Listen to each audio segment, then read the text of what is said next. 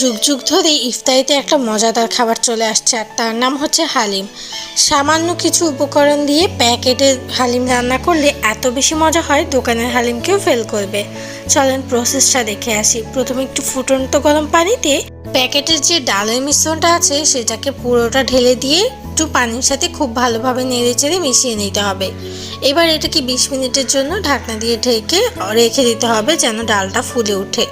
300 গ্রামের মতো গরুর মাংস নিয়েছি, আর এটাকে আমি হাড় ছাড়া নিয়েছি, তবে হাড় সহ নিতে পারেন অথবা মুরগির মাংস দিয়েও করতে পারেন।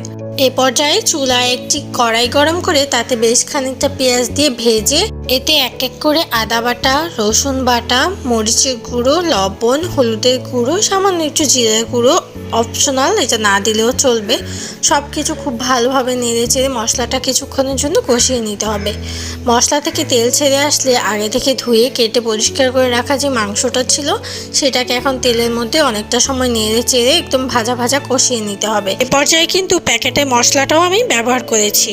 এবার আগে থেকে যে ডালের মিশ্রণটা ভিজিয়ে রেখেছিলাম সেটা পুরোটা মাংসের সাথে দিয়ে মিশিয়ে নিতে হবে, আর দিয়ে দিতে হবে পরিমাণ মতো গরম পানি। আপনারা হালিমের ঘনত্বটা যেরকম খেতে চান সেইভাবে আন্দাজ করে পানি দিয়ে দিবেন।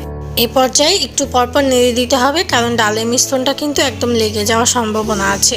ডালের মিশ্রণটা একদম ঘন হয়ে আসলে আমি কিছুটা পেঁয়াজ ভেজে তেলের মধ্যে দিয়ে এটাকে একটা ফোড়ন দিয়ে নিয়েছি।